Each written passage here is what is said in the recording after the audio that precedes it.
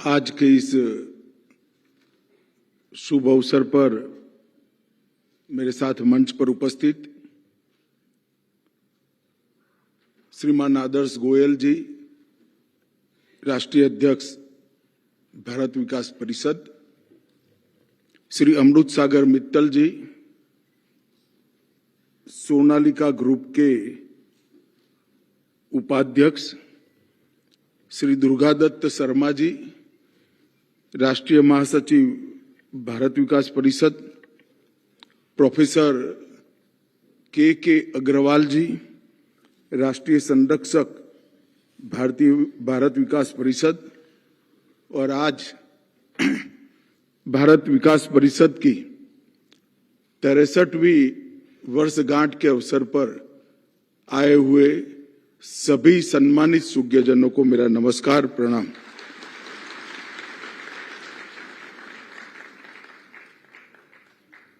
काफी लेट चल रहे हैं हम, मेरे सामने बड़े बड़े लोग बैठे हैं, सबका कुछ न कुछ समय निश्चित होगा, परंतु मैं बहुत कम समय में मेरे मन के भाव आप लोगों के बीच में रखने का प्रयास करूंगा। भारत विकास परिषद इसका 63वां स्थापना दिन एक मायने में भारत का विकास भारत के दृष्टिकोण से चाहने वाले लोगों के लिए बहुत बड़ा दिन है।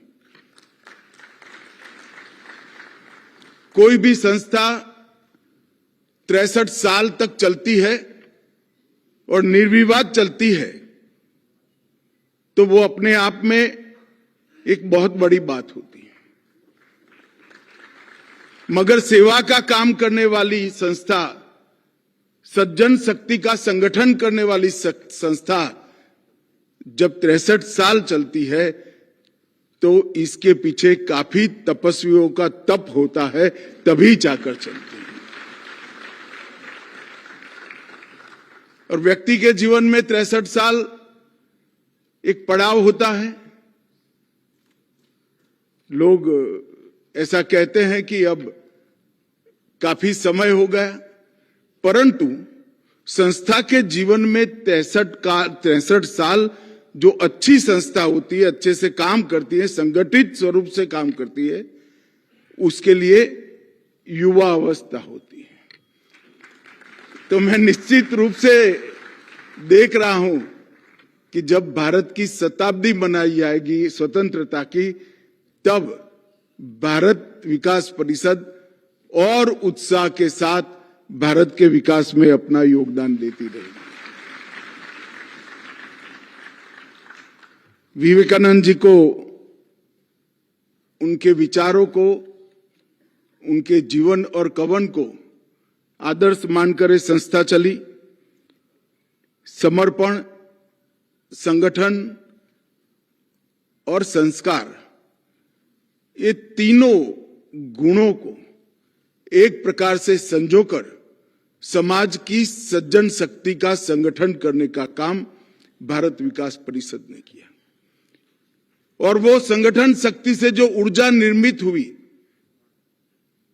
वो ऊर्जा ने भारत के करोड़ों लोगों के जीवन में एक उजियारा लाने का काम किया और ऐसे लोगों के जीवन को स्पर्श कर बदलने का प्रयास किया जिनको शायद सबसे ज्यादा जरूरत समाज की संगठन शक्ति की थी।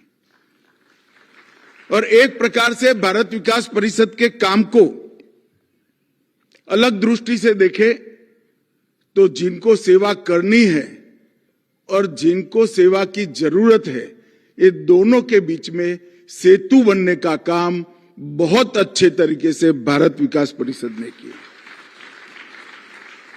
इतने सालों के काम में सेवा को ही साधना मानकर परिषद के कार्यकर्ता आगे बढ़े, राष्ट्र को परिवार ही मानकर हर दुखी के मदद में मदद रूप होने का प्रयास किया। और भारत विकास परिषद सिर्फ एक संस्था नहीं है, ये एक विचार है, भारतीय को भारत के तत्व के साथ जोड़ने का, हर भारतीय को भारत के तत्व के साथ जोड़ने का प्रयास भारत विकास परिषद ने किया और सेवा को जीवन का स्वभाव बनाने का काम भारत विकास परिषद के कार्यकर्ताओं ने किया। और ये दोनों का योग हुआ कि इतने सालों के बाद भी आज और रिलेवेंसी के साथ और उपयुक्तता के साथ भारत विकास परिषद काम कर रही है। सेवा को संगठन से, संगठन को संस्कार से और संस्कार को राष्ट्र निर्माण के साथ जोड़ने का एक अद्भुत कार्य संस्कृति भारत विकास परिषद ने बनाया और इसको आगे भी बढ़ाया। मित्रों, जब मुझे सुरेश जी निमंत्रण देने आए तब मुझे भी आश्चर्य लगा कि मुझे क्यों बुला रहे हैं। फिर मैंने सोच समझकर निमंत्रण का स्वीकार किया, क्योंकि 63 साल तक कोई संगठन कोई भी प्रसिद्धि की चाहत के बगैर भारत के जरूरतमंद लोगों की सेवा करता है और ऐसे क्षेत्रों में करता है जिसकी आज शायद विश्व को भी जरूरत है। तो वो संगठन को बल देना, इसका एक्नॉलेजमेंट करना, ये मेरा भी दायित्व बनता है। आज यहाँ काफी सम्मानीय लोगों का सम्मान हुआ, परंतु मैं मणिपुर के स्वतंत्रता सेनानी श्री हेमम नीलमणि सिंह को जो सम्मानित किया है, इसके लिए भारत विकास परिषद को बहुत बहुत साधुवाद देना चाहिए। मैं पार्टी का अध्यक्ष था तब पूरे उत्तर पूर्व का 31 दिन तक मैंने दौरा किया था नॉर्थ ईस्ट का, और नॉर्थ ईस्ट को उस दृष्टि से देखने का प्रयास किया था जो आजादी के संग्राम के वक्त वहां के नेतृत्व ने देश को देखने के लिए किया था। और आज 1944 में नेताजी के आह्वान से प्रेरित होकर आजाद हिंद फौज में शामिल हुए। उस जमाने में 3000 रुपया बहुत बड़ी राशि मानी जाती थी। पूरी की पूरी अपने पास जो पूंजी थी वो नेताजी को समर्पित की और 45 तक वे गिरफ्तार नहीं हुए। 46 में जेल से रिहा होकर मोइरांग लौटे और बाद में सेवा, शिक्षा और सहकारिता तीनों को जीवन बनाकर जीवंत पर्यंत काम कर गए। मैं जब मणिपुर पहली बार गया, कुछ युवाओं से बात कर रहा था तो बहुत अच्छी तरीके से हिंदी में बात कर रहे थे। मुझे आश्चर्य हुआ। मैंने पूछा कि आप इतनी हिंदी कैसे बोल सकते हो? उन्होंने हेमम नीलमणि सिंह का नाम दिया। उन्होंने भाषाई एकता के लिए पूरा जीवन काम किया था और आज मैं मानता हूं कि उनके जीवन को इतने बड़े फोरम के अंदर देश के इतने बड़े बड़े लोगों के बीच में याद कर कर एक उचित ही सम्मान हेमम नीलमणि सिंह का किया गया है। मित्रों, आज भारत विकास परिषद एक बहुत बड़ा संगठन बन चुका है। 412 जिले, 1600 से अधिक शाखाएं और 84,000 से अधिक परिवार इस सेवा कार्य के साथ जुड़े हैं। और मैं मानता हूं कि सबसे अच्छी बातें हैं कि सेवा कार्य के साथ सेवा करने वालों को प्लेटफॉर्म देकर उनके साथ जोड़ने का काम किया है।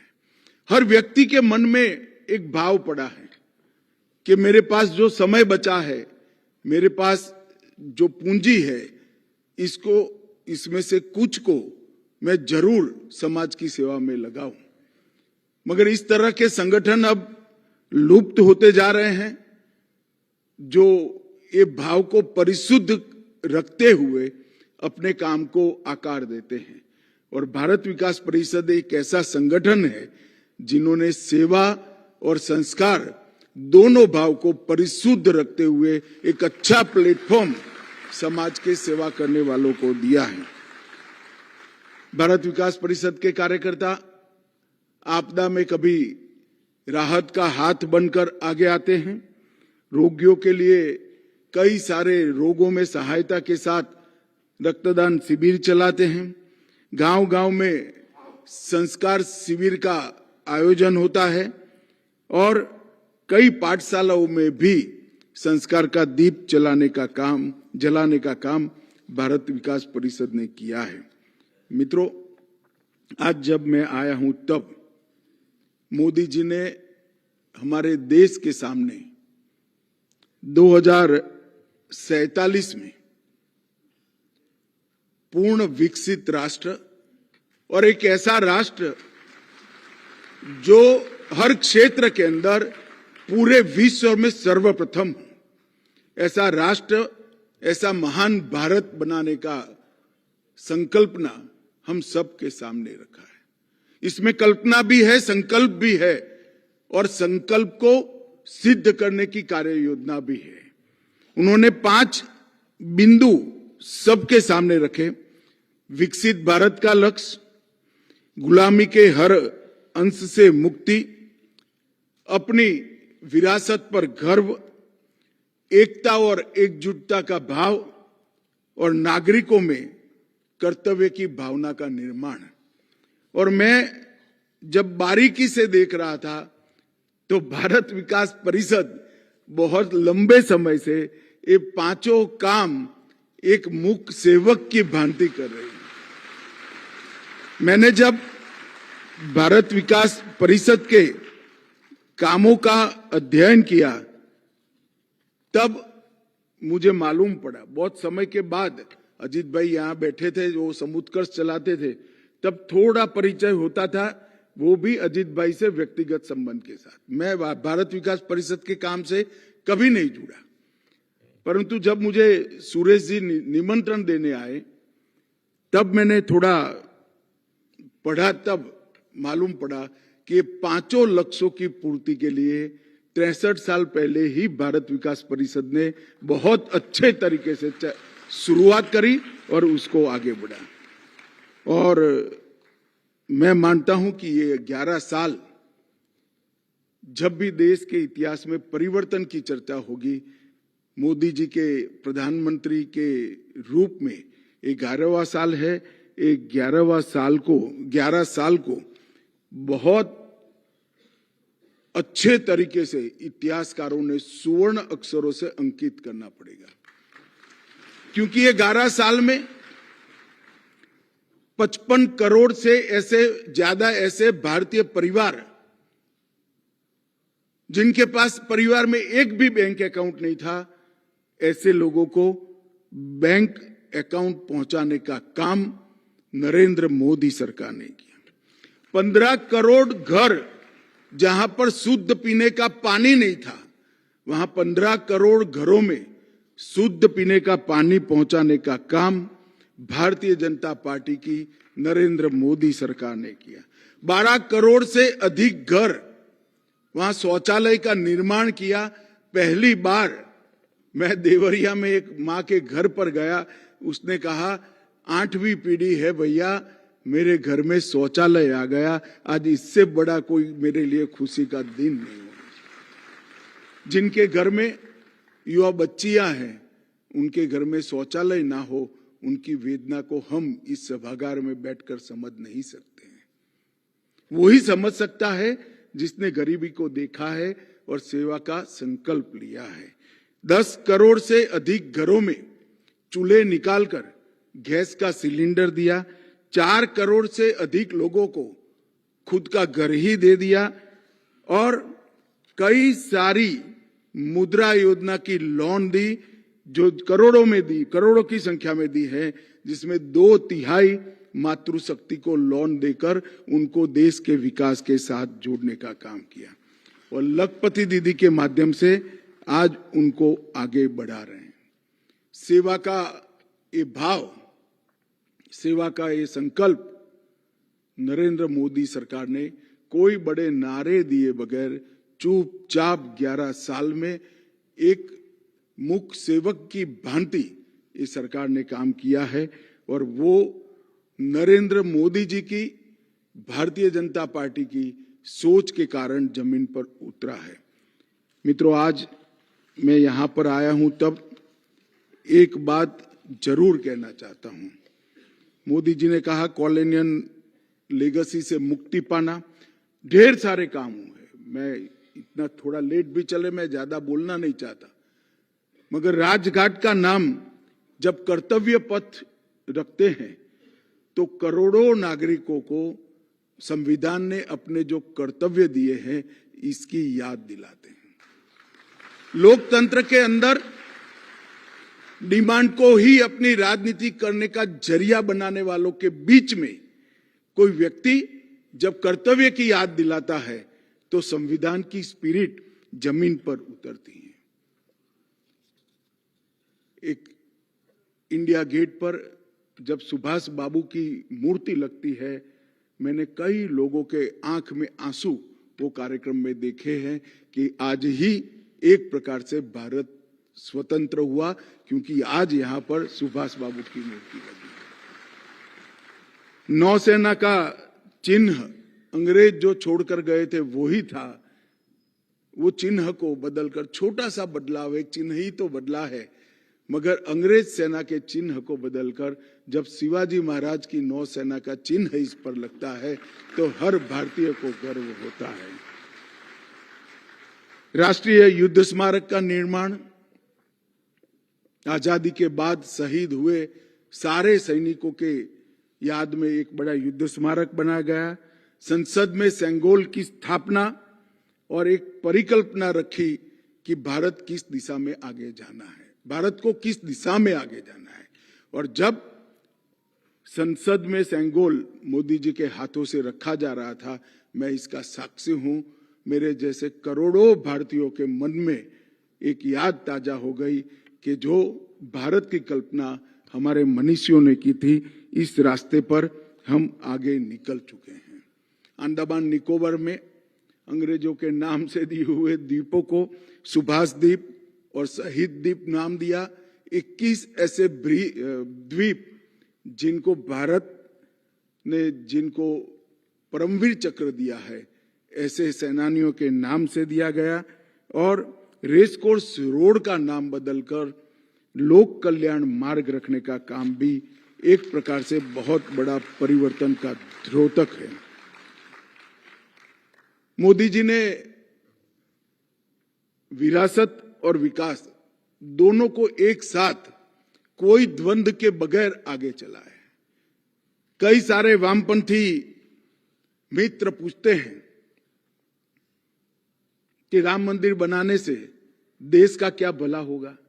मैं समझ रहा हूं भाई, आप नहीं समझ पाओगे क्या भला होगा, परंतु मोदी जी ने राम मंदिर भी बनाया है और 5G लाने का भी काम किया है और डिजिटल पेमेंट व्यवस्था को भी सब्जी वाली बेचने वाली रेकड़ी तक पहुंचाने का काम। काशी, उज्जैन, शारदा पीठ और करतारपुर कॉरिडोर भी बनाया है। तो दूसरी ओर IIM, IIT और एम्स की संख्या भी 3 गुना ज्यादा कर दी है। न्यू एजुकेशन पॉलिसी में मातृभाषा की शिक्षा पर संबल दिया है। तो आर्टिफिशियल इंटेलिजेंस और साइबर सिक्योरिटी के क्षेत्र में भी आज भारत सबसे आगे निकलने के लिए तैयार है। योग को एक प्रकार से वैश्विक पहचान नरेंद्र मोदी सरकार ने दी है। तो दूसरी ओर ग्रीन हाइड्रोजन, ड्रोन और कई सारी स्पेस की टेक्नोलॉजी को भारत ने आज आत्मसात कर दिया है। हम आजादी का अमृत महोत्सव मनाकर आजादी के वक्त हमारे जो आजादी के आंदोलन के नेतृत्व था, उनकी संकल्पना को 140 करोड़ भारतीयों को याद कराते हैं और उसके साथ साथ PM गति शक्ति का मास्टर प्लान भी बनाते हैं। हम धारा 370 समाप्त कर कश्मीर को सुनिश्चित रूप से आतंकवाद से मुक्त कराने का काम करते हैं, हम सीए लाते हैं, हम देश को नक्सलवाद से मुक्त कराने की कगार पर पहुंचे हैं। इसके साथ सहकारिता मंत्रालय शुरू कर छोटे किसान और गांव के गरीब के लिए भी हम काम करने के लिए आगे बढ़ते हैं। और इस समय आ गया है कि विरासत को भूले बगैर विकास के आधार पर आगे बढ़ना और आजादी के समय हमारे सभी स्वतंत्रता सेनानियों की जो कल्पना थी, ऐसे भारत का निर्माण करना।